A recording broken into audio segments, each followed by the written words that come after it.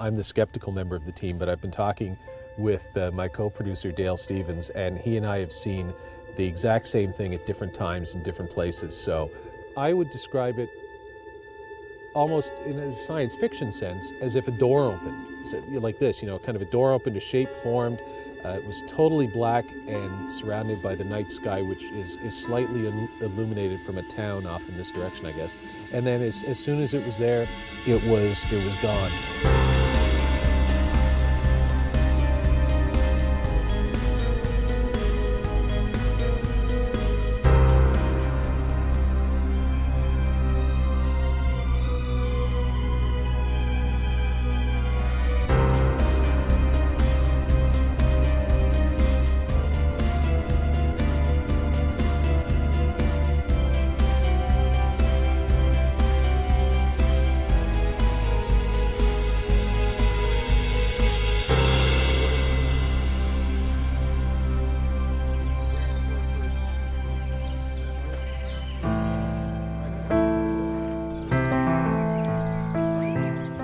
That's a little stable there. It's interesting to have a look in there, and there's a history board on the side about the site as well.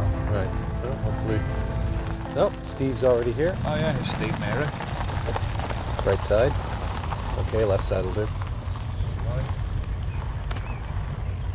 All right, well, let's get out and say hello to Steve and have a look-see at Shocklach Church. Hey, Steve. Hi, guys. Hey, Steve. Good to see you again. Welcome to Shocklach. Thank you. Yeah. Good to see you again. Hey. Morning, Mr. Merritt. Hi, Dave. All right.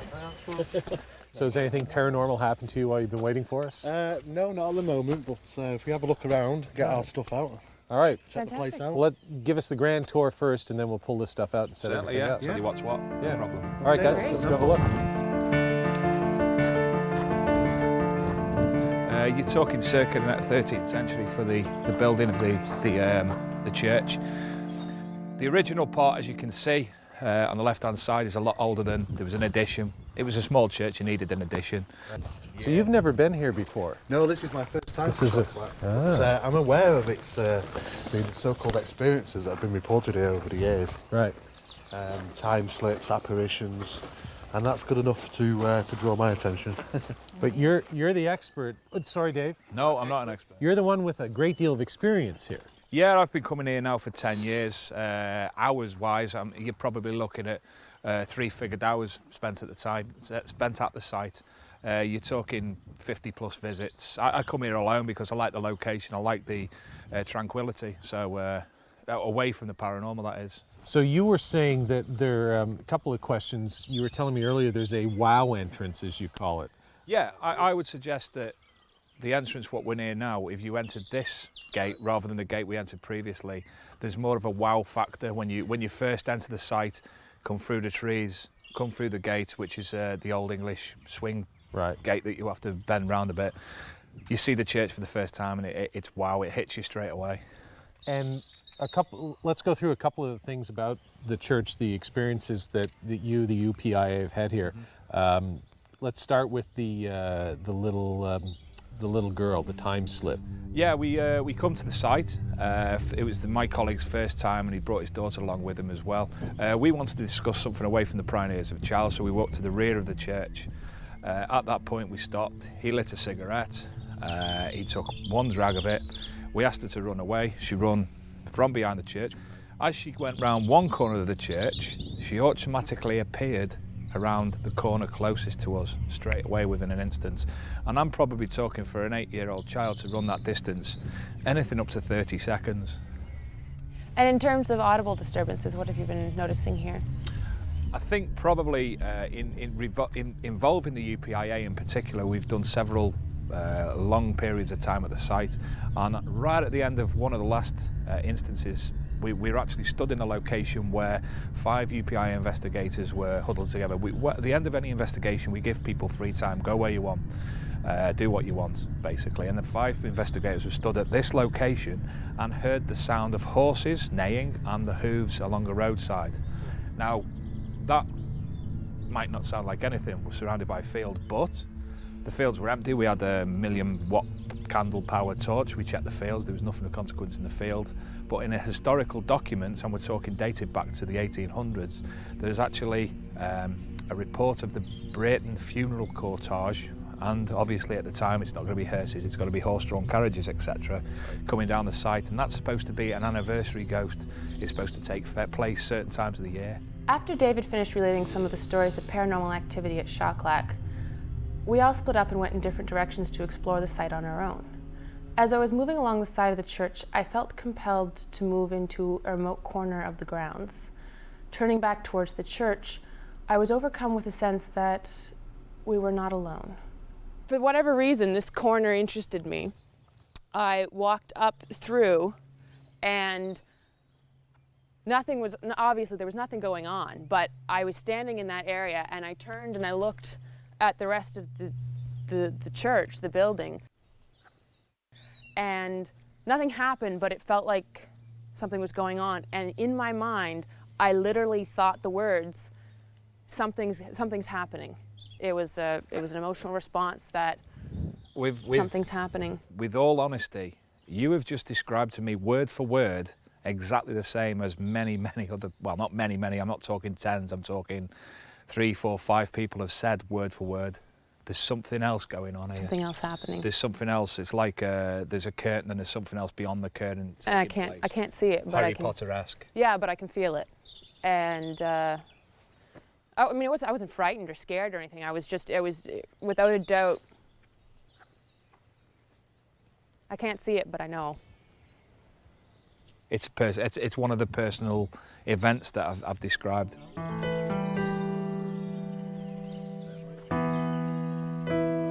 The sun was starting to set, so Paul, Steve, and Dave went back to the parking lot to set up some of the gear. I stayed behind to take some pictures of the church. It was only a few minutes later that the unbelievable happened. Hi, Holly. Hey. I believe you've had an experience. Something unusual? Yeah. I'm laughing because I'm awkward and uncomfortable. FYI. Okay, so what's happened then?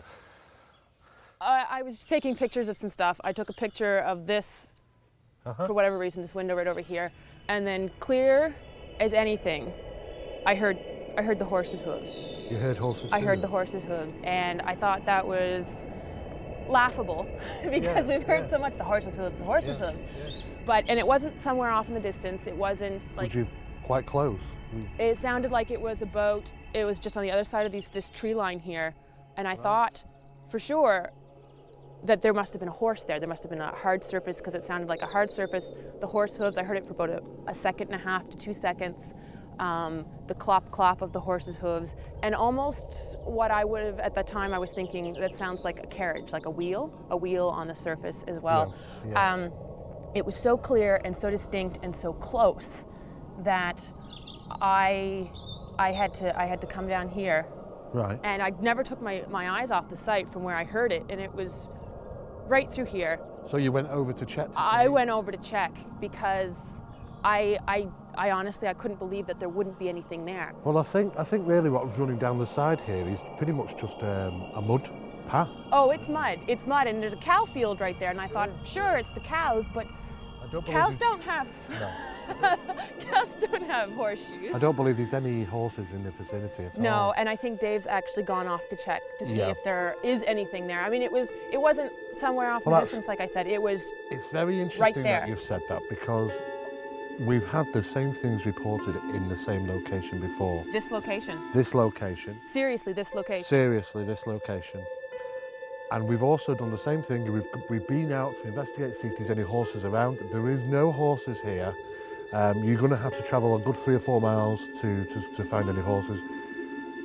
There actually is no concrete paving or cobblestones down the side here. If you actually go up to the fence and look over, you can clearly see it's just a mud track. So, Steve, just to clarify, we're surrounded by fields. Yes. This location. This particular location is exactly the same place where horses have been heard before. It's very interesting that you mention it. It's very disconcerting to hear something that's not there. When Ghost Cases returns, the sun sets at Shocklach Church as Holly and I begin one of our most exciting investigations ever.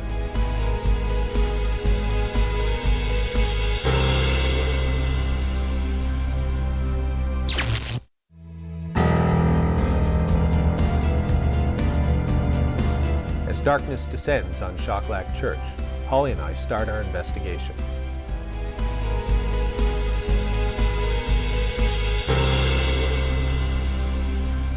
Well, you know, chips in the back. took me a while, but we're there. Chips in the back. Yeah. All right, let's go through this as fast as we can. Dave just going to go over what we're doing here. So we've got our DVR cameras have been set up, but No, you told me you were giving it to me. Huh? You said you were giving it to me. We'll talk. Okay. So our DVR cameras are set up, but what are we looking at? What have you set? All right, we've got 5 different locations. The first one, which is obviously the main screen, exactly the same position of an apparent apparition moving into shot and out of shot automatically. Secondly, we've got the door to the church, just in case we need to monitor certain things. We're going to monitor the door. We're also monitoring the graveyard, the rear of the graveyard, and that's because it's been alleged the apparition of somebody tending to one of the graves has been witnessed. Somebody crouching over and bending over and tending to the graves in a cowl. Cool. Okay, 2 other locations we're looking at. One is where Holly had her first experience this evening, and the final area is because that's where most people have witnessed the sound of the horse and the cart.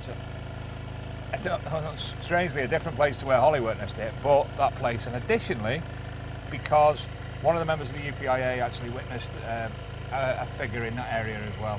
And do we have a camera covering the area where you reported the time lapse? Yes. Thingy? Yes, that's also covered in one of these bottom areas. Okay. It's actually covering in the area where the time slip took place and the area where Holly had her experience this evening. With our cameras set up, we decided to explore different areas of the church grounds. Holly headed back to where she had heard the horse's hooves earlier that evening, while Steve and Dave focused on the graveyard. Meanwhile, I found what I thought was a nice, quiet little spot at the rear of the church. Within minutes, however, I had one of my weirdest experiences yet as a paranormal investigator. So here's the crazy thing. I wasn't going to say anything because I'm the skeptical member of the team, but I've been talking with my co-producer Dale Stevens, and he and I have seen the exact same thing at different times in different places. So that's, trained as a lawyer, as a historian, what I want is confirmation, and I've had it. And what Dale described and what I've seen, out of the corner of my eye, and then I looked over, it was over in this direction, and because the sky, there's trees, and then there's sky in between, which allows you to, gives a backdrop of some illumination that you can see things. And it's weird. I would describe it almost in a science fiction sense as if a door opened. So, like this, kind of a door opened, a shape formed. It was totally black and surrounded by the night sky, which is slightly illuminated from a town off in this direction, I guess. And then as soon as it was there, it was gone, maybe a second or 2 seconds, I suppose, afterwards. What I saw would have been, the church is right over here. We've just sort of walked in more or less a straight line, and I was looking right in this direction. And here's the thing that I find a little freaky, because I don't know if we'll show it in the episode or not, but Aaron and Dale, my camera and audio guy here, were here with me earlier where we taped a little stand-up segment where I was talking about Holly and some other things. This is exactly where I was standing. What I saw, this shadow, this doorway, whatever it was that was opening, happened right up here. So it occurred, whatever it was for me, sort of in exactly the same place as I was standing, 2 hours ago maybe, when we filmed that stand-up segment. And so it was church over here, and it's kind of like open like this, and that's the only way I can describe it. My co-director, producer Dale Stevens described it a little differently, but we're talking about the exact same thing. But the way my mind works, it was like a trans-dimensional door opening or something, with just full of blackness, as if the sky blacked out in that section. Weird. I gotta tell you, weird. Of all the episodes I've done, weirdest, that and getting the thing in the St. Andrews jail, 2 weirdest things I've seen. And I would have pocketed that one, because that one was it was just one of those weird things that if Dale hadn't told me that he'd seen the same thing in a different place, different time, I might not have said anything. Paul and Dale's sighting of the black void in the night sky was the beginning of a series of unusual events. In a period of 20 minutes, our sound technician, Dale Lucky, burned through 2 sets of batteries that should have lasted over 2 hours. How long are these ones running? They've only been going probably max 20 minutes today. What do you usually get out of them? That first shoot we were on down in Liscombe, Yeah. I think I didn't change batteries once. And that would have been a couple of hours. Yeah. Wow. So I don't know what's going on, but anyway. I had to change 4 times whilst I've been here. Now it's the same pack, come out of the same packs that I use when I'm at home, and they're usually pretty much good for a week or so, usually about a week. But just to the location here tonight, I've changed them 4 times. So. But it is quite common for people to report battery loss on equipment when the new batteries have been placed in them in areas where alleged paranormal phenomena takes place. So. After the troubles with the batteries, Steve reported seeing some unusual lights behind the church. It was this location here, so I came straight over, because whilst I was over there looking, I saw what I thought was just a temporarily light just on the edges of these sort of tombs, and I came rushing over trying to account for everybody where everybody was. The only person that wasn't with us was Dale, and he was at the far end. Down in the cemetery down area. in the cemetery, near the lower cemetery, just scouting around that area. I don't know if it was basically just that he's wandered the torch and it's just caught my eye as it swept this area. I'm not too sure, but I talked to Dale and he said that he didn't come over to this area with his torch. So, well, here's the great thing about sort of the scientific method. We might be able to recreate that's right, a torch from that far down. If we can get Dale to go right down to where he was earlier, and with his it's only a very small torch, and with his torch just to flash over in this area, see if it catches and if we anything. can just go further, just round the corner a bit and see if we can see that torch, then okay. we'll have to find out. All right, we'll head down here, and Dale's going to swing his torch, as they say here in Britain, or as we would say, his flashlight, back here as if he was walking where he was, and we'll see if that creates any light effect over here. Yeah, that'll be wonderful. Yeah. And if it doesn't, then we have some anomaly, perhaps. Have an anomaly. Yeah. All right, let's go hang out down here. Yep. He's always pointing in that direction. It wouldn't have looked like that. And that's like lights the whole. Yeah, because as a flashlight works, the beam goes out. Yeah. And it gets further and further apart the distance you're away. Yeah. And when Dale was down there and he flashed his light up here, it was too widespread. It was very focused, the light where I saw. Yeah. So I think we could have something on a little bit strange there. The only thing Dale suggested is that he was shining it down there where there are tombstones. There's a black tombstone down there. He thought maybe it had bounced off that, but we did that too, and there was nothing that went up there. After Paul and Steve conducted their experiment, Paul came over and updated me on what had been happening.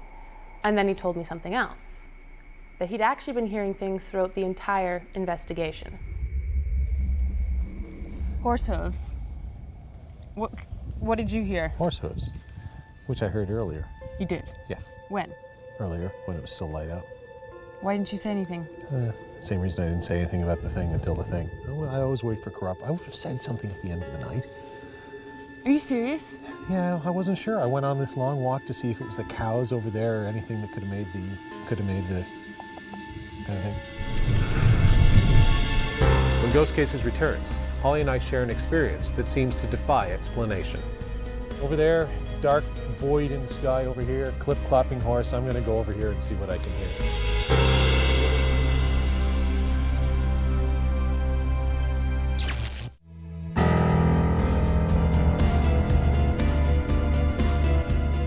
Holly and I conclude our investigation of Shocklach Church.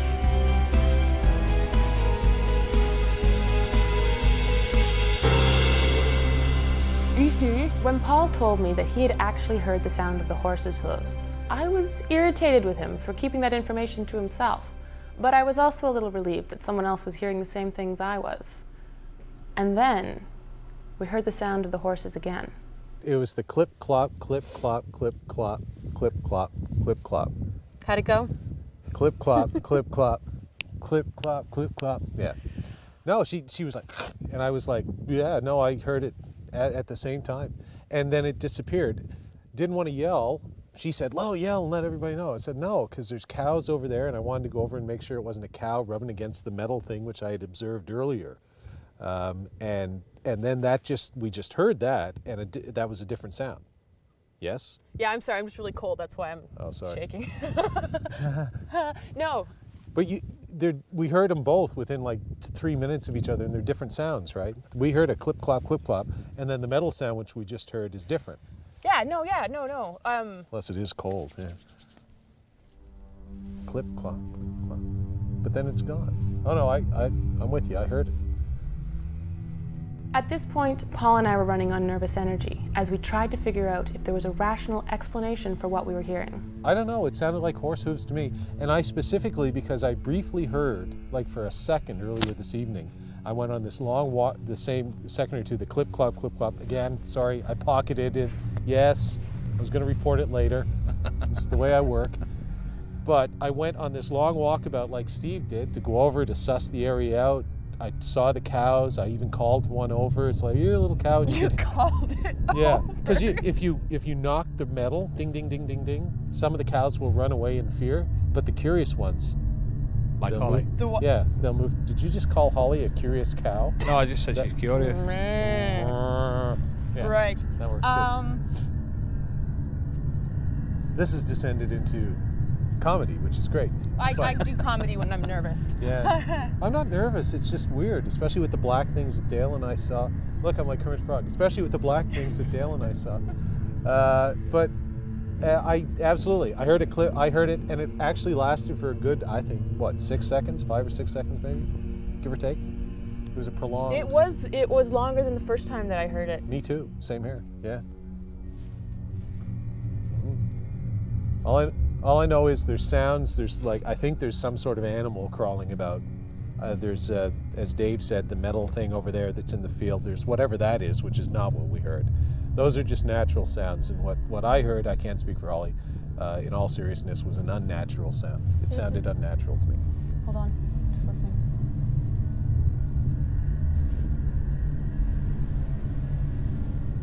Okay, yeah, I can hear a cow chewing. Yeah, I've already ruled all those things out from it, like boom, cows chewing, walking, all that stuff. No, sounded like clip, clop, clip, clop, clip, clop. That's my horse. Anyway, I'm just over there, dark void in sky over here, clip clopping horse. I'm going to go over here and see what I can hear. Fantastic. I'll scream if I hear the clip clopping of the horse again. Excellent. Well, I won't really scream, but it will notify people in a professional fashion.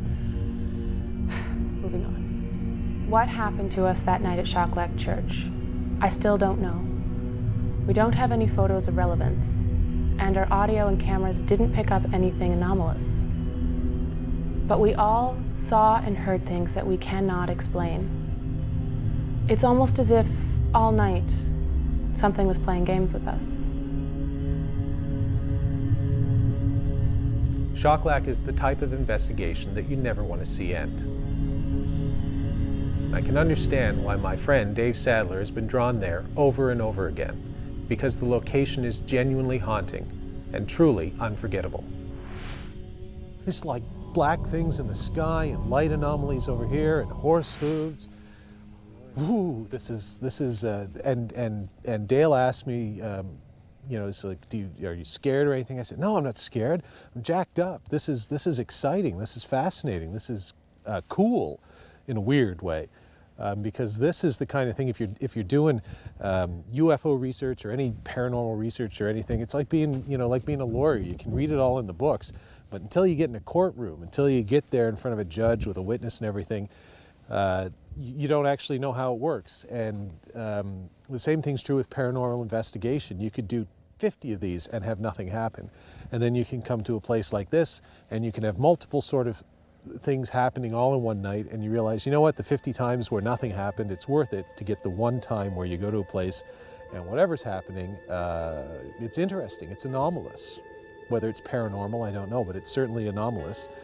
And then you can do things like with the light thing that Steve saw and try a little experiment and rule things out. That's the way it should be done, and that is exciting.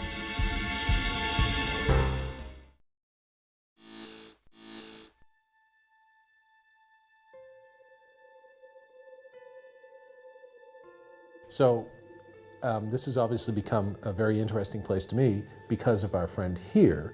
And the rumor is, the myth, whatever, that if I touch this painting, someone's supposed to die? Is it touch or? if you move the painting, somebody is apparently supposed to go to pastures anew. Right. Well.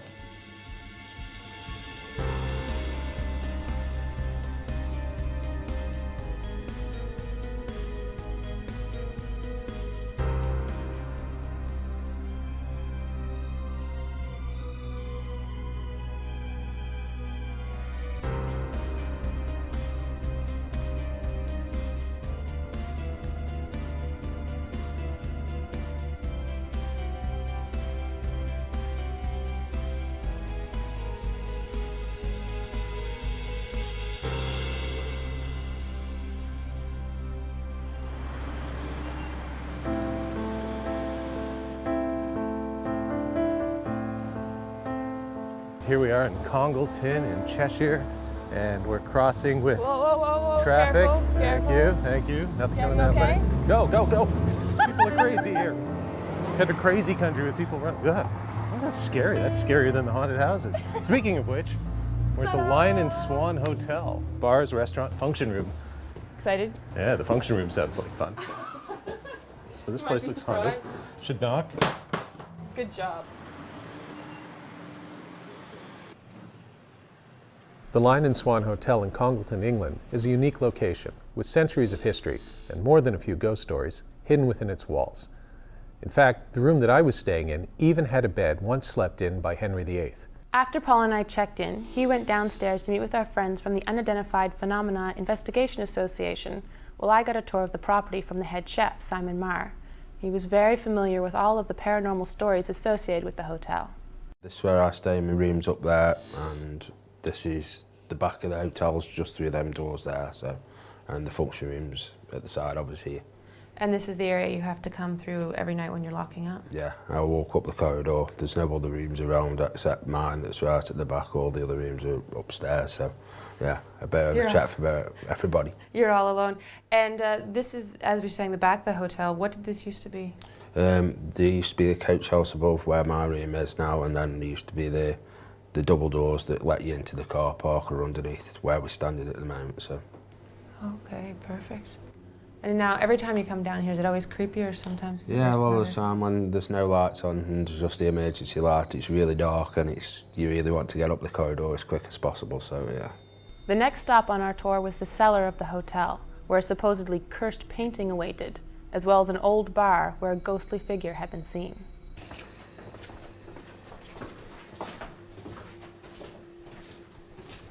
And how do you generally feel when you're down here, Simon? Sometimes the temperature drops, you feel a bit eerie, like there's somebody watching you, you hear stuff down here sometimes. So. Temperature drops, Yeah. like Yeah, you can really feel quickly, it, yeah. a couple seconds? Yeah, It's interesting. And this is Graham's workshop? yeah. And this is where the picture... Yeah, the picture's over there. That's the Yeah, the picture. And wait, is this Graham's? Yeah, this is, Graham owns it now, so it stops down here with Graham. This is the picture that... You touch and die. Yeah, apparently so. I haven't died yet, but you know. Yeah, I can see how maybe that would have, that tradition would have arose. See, it's Carolyn. She's hot. All right. And this floor here, this is all stuff all original. Yeah. Apparently there's a body buried underneath here, so... There's a body under Yeah, yes. apparently so, just buried under there, so... How did that happen? Don't know, it's just another tale of the Lion Swan, you know, somebody apparently died and they buried him underneath here, so... Lifted the slabs and buried him underneath, so... All right, so next we have to look at is going to be Nightclub. the nightclub. All right, and did someone die in there too? Yeah, apparently when it was the way through, somebody died in the way through, so the ghost apparently haunts down there, so we'll see. All right.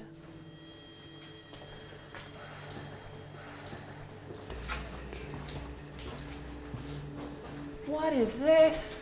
This is suited the nightclub, so... Is this how you get to the nightclub? Yeah. Are you sure? Yeah. Oh, wow.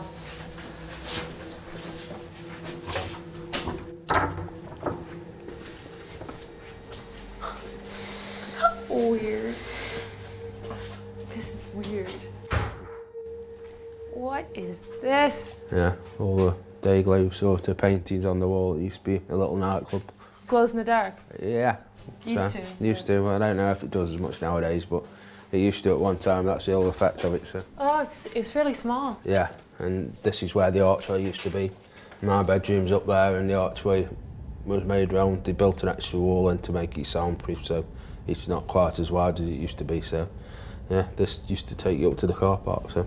Oh, I see. And there was a manager down here that manager. Apparently, we've had psychic fairs before that have said there's a man that died actually in this area. So.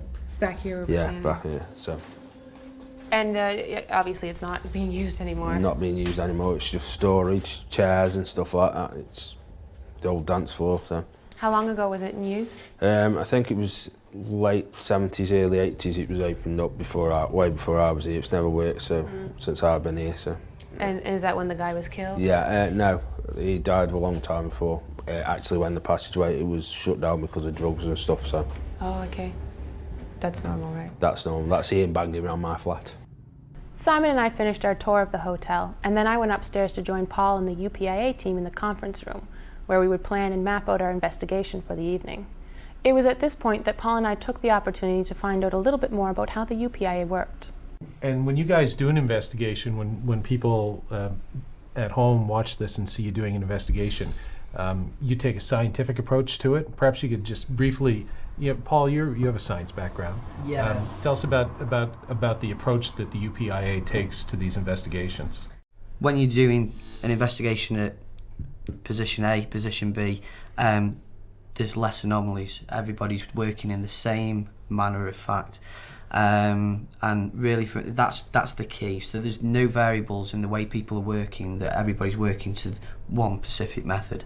Basically, the investigators that are working throughout UPIA and other similar organisations in the country have to be qualified through the British Investigators Training Course. It is a course which it trains individuals that are interested in this subject how to investigate, not just investigate through records, but on-site investigation as well, research methods, how to deal with traumatised incidents. A lot of people that are involved throughout the UPIA are qualified in their own fields as well, such as psychology, parapsychology, chemistry, and lots of different things that might come in handy. As always, I was impressed with the meticulous investigative approach taken by the UPIA. However, as we got down to the business of deciding who was going to do what, I decided to employ a less scientific method. Paper, rock, scissors, which one of us moves the picture? Yeah, Paul's moving the picture. That's the first one I've ever won. So I have a question. You said that if you touch the picture, someone dies. Yes. So, apparently. So then rock, paper, scissors doesn't necessarily mean that Paul moving the picture means that he's going to die. Could be you that dies. It could be. Technically. But hey. Or me. Hey. Or Steve. Then I'll come back as a ghost and to my colleagues and try and... Oh, that would be good. And be able to... If you could, yeah. I'd just be interested if anybody dies. Yeah. So I'm kind of hoping not. It's going to be a risky gamble. Of course, to rule it out, we'd have to move it again and see if it happens in seconds. Or, Holly, we could actually move the photograph and put it in bed with you.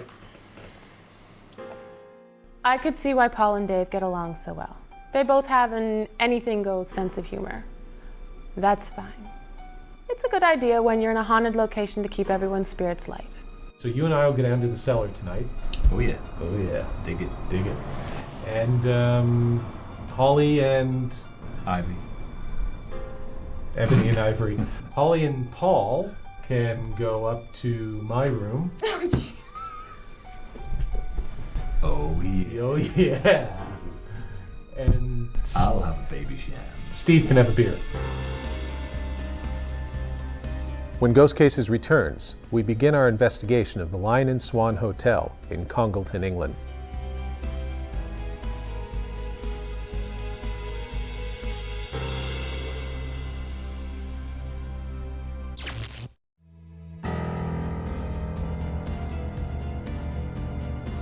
Is the Lion Swan Hotel in Congleton, England haunted?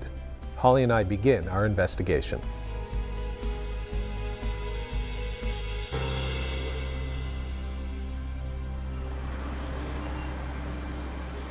this has obviously become a very interesting place to me because of our friend here. And the rumor is, the myth, whatever, that if I touch this painting, someone's supposed to die? Is it touch or? If you move the painting, somebody is apparently supposed to go to pastures anew. Right. Well. Don't. So, for the viewers at home, here we have our painting, and I am not only touching it, I have moved it. Dave is still here. I'm still here. Camera crew is still here. But the night is... Where's Holly? Sorry, I just heard that creaking noise. It's like the mummies coming to get us. So the night is still young, but this is the painting that they're talking about that is supposedly haunted in some way, or cursed, I suppose it would be the best way to put it. Hello, Dave. Hello, lady. Hello. Hello. All right, we'll just leave that down there. And over here you've got all your ghost investigating equipment. So let's go take a look and then do some investigating. This was Dave's first investigation of the Lion Swan, and he wanted to take full advantage of the opportunity, which meant using all of the equipment that the UPIA had access to. Dave calibrated the various instruments we had on hand, including an EMF detector and a magnetometer, and then we came up with our game plan. So you have 3 spots down here you want to go investigate. How many? 2 spots. 2 spots. Yeah, I was thinking 3 originally, but I'm going to go with 2. Okay. Which 2 are they? That'll be this area where we are now. Right. The main part of the cellar and the old nightclub. Now, could we make this go faster if we split up and I did one and you did the other, or how do you want to do it? I'd rather us work together because obviously you don't know what we're looking for. Shoot, I was afraid you'd say that. I'm inherently lazy, so I was hoping I could just sit here. No, that's not going to happen. Okay, well, let's do this one first, though. Okay. Yeah. So what do we do? I'm going to fit you out with a radiation badge, seeing you've got lots of pockets and such like. So that can go there. Every science fiction movie I've ever dreamed of being in. I'll let you use that EMF sensor.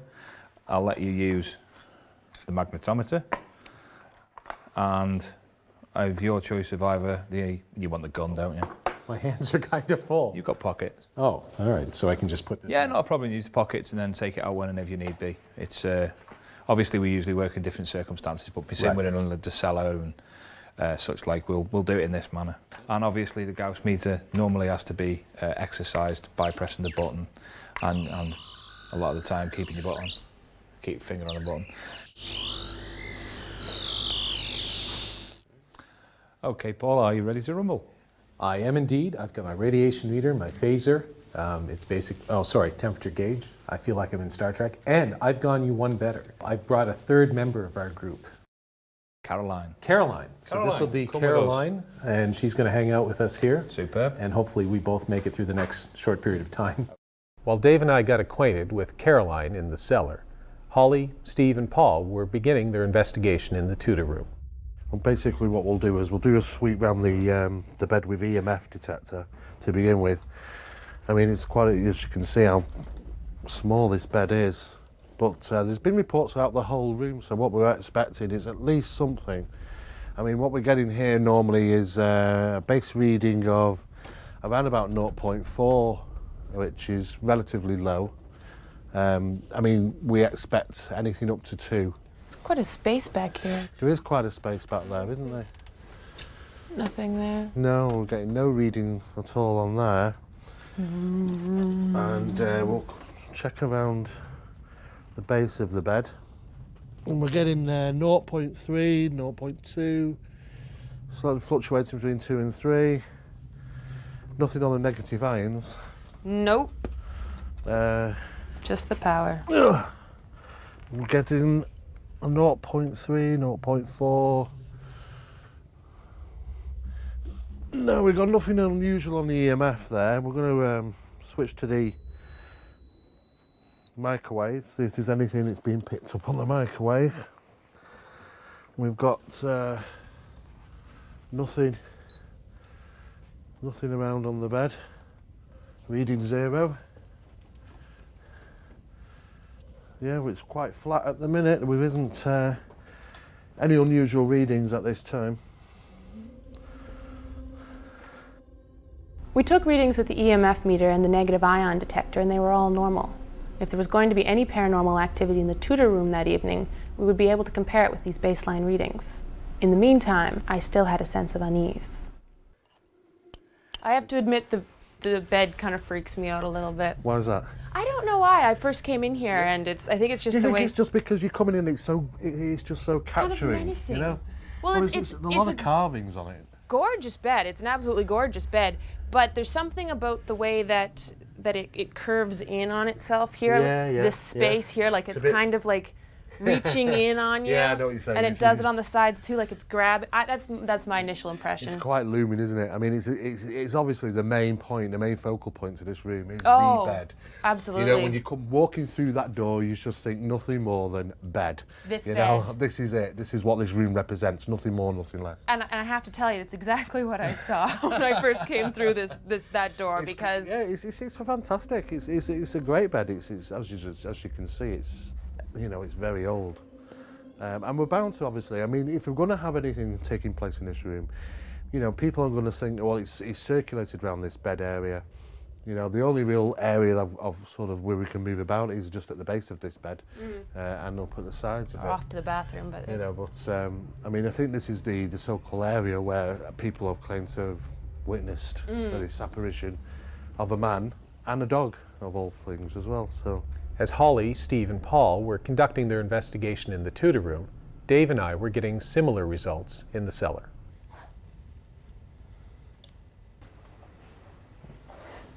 Can you give me a ambient temperature, please? Away from you, obviously. Just a general area sweep. Yeah. Just we'll call that 2002. Can you do it in a couple more locations and we'll take it and then we'll make an average of that?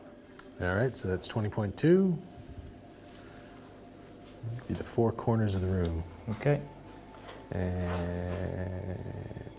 21.5.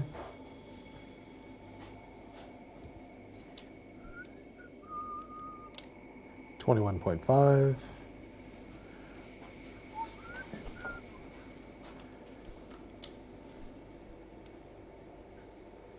19.7.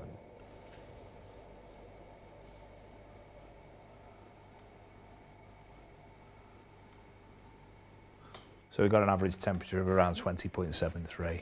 So that's natural. The temperature readings were consistent with measurements we had obtained earlier in the evening, so we moved on with the magnetometer.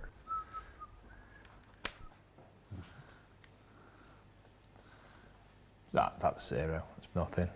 Okay, that's basically the first part of the sweep, and then, as I said, we can go to another location, or you can sit and feel the ambience of this location, see if there's anything different that you want to report in this area in a period of time, and obviously we'll come back and do some more tests. Yeah. All right, well, let's go to the other area. Okay. We'll leave Caroline here. Okay. All right. Caroline, look after the equipment, please. When Ghost Cases returns, Holly and I conclude our investigation of the Lion Swan with unexpected and tragic results.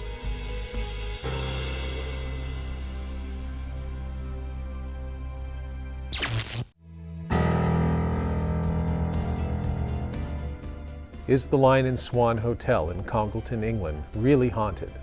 Holly and I conclude our investigation.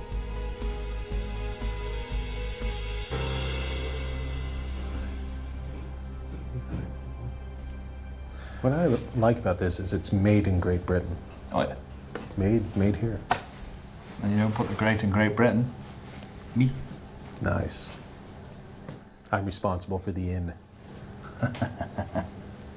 In the EMF sensor, we've again got 0.00. Normal magnetics, we've got normal. And radiation. Normal. Call out my friendly little Starship Enterprise here. Will be 0. It will indeed. All right, so we've conducted some experiments, taken a look around the room a couple times with the detectors, and haven't had a whole lot of activity. What do you guys think about this? It's pretty typical, really. We've got a lot of baseline readings. Nothing seems to have spiked. Shazam, we're back. We are. Caroline's still here, And she hasn't run away with anyone. looks like she's looked after the place. I personally can't feel anything of consequence differently temperature-wise. So. 5 points of the temperature compass coming up, sir. Firstly, can I just monitor to see if everything's okay upstairs with Paul and Holly? Sure. Okay. Dave to Paul, Dave to Paul. Dave, go ahead. Everything okay upstairs with you and Holly? Yeah, we've just conducted a sweep of room 20 and we're just reviewing the data right now. Thanks for that. Cheers. Yeah, so at the moment there's shown no spikes, no significant spikes. Everything seems to be normal. Currently, what we've looked for again is EMFs, microwaves, and negative ions, and no peaks have been shown here. Just because we haven't had anything occur, you wouldn't just immediately go, meh, no, not haunted? No, because on most occasions, you know, it's just a matter of being, I think it's down to being at the right time, right place, right moment, and having a piece of equipment with you. If you're lucky enough to have a camera, lucky enough to take a photograph of something strange, then maybe so. So we always presume that, you know, that there could be something unusual, that it's just not here when we want it to be here. So we just continue checking on a particular room for the duration of an evening. So pretty much nothing going on down here tonight. Environmentally, I would suggest nothing. Obviously, if paranormal activity was to take place, the alleged, as I like to say, the alleged paranormal activity is to take place, there's a strong possibility that some of the environmental conditions could change. And obviously, you'd have to stay in here a while longer on a full investigation and monitor the equipment constantly. We're going to check in on Holly and Paul upstairs, but I'm going to stay down here with Caroline. Of course, if you do witness anything of consequence, please, You'll be the first I call. let me know. Okay, so I'm going to set up over here on the desk with the painting and my stuff, and you're going to head up and check on Paul and Holly. Sounds good. Have fun. I hope my partner's still alive and that touching and moving Caroline didn't cause nice any. to him, Caroline. Yes. All right, we'll see you in a bit. Okay, Don't forget me. I will. So here I am, I'm down in the cellar, and I've got my EMF meter, which is currently reading 0.00, and sweet Caroline here is going to keep me company, and Holly and Paul are upstairs in my room, and Dave's gone up to see what's happening. Oh, and I've got the compass, so I'll set the compass out here, and we'll see if anything happens. The things I do for a date. After a thorough investigation of the Lion Swan, we had found no evidence to support the stories of the various ghosts that supposedly haunted the property, nor had we experienced anything anomalous. But that's sometimes how it goes with ghost investigation. The next day, however, brought news that shocked and saddened all of us. When confronted with a story that portends some dire paranormal consequences if a certain action is taken, I have a habit of throwing caution to the wind, because I don't believe in ghosts or demons or curses. At the Lion Swan, I did it once again, this time with the painting of Caroline in the basement. At the time, Dave Sadler and I joked around about people dying because I had moved the painting, and then we thought nothing more of it as we moved on with our investigation.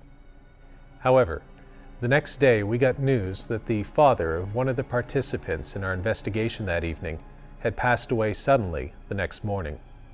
This is something that I've struggled to come to terms with in relation to both our investigation of the Lion Swan and this episode. The skeptic in me wants to dismiss it as a pure coincidence.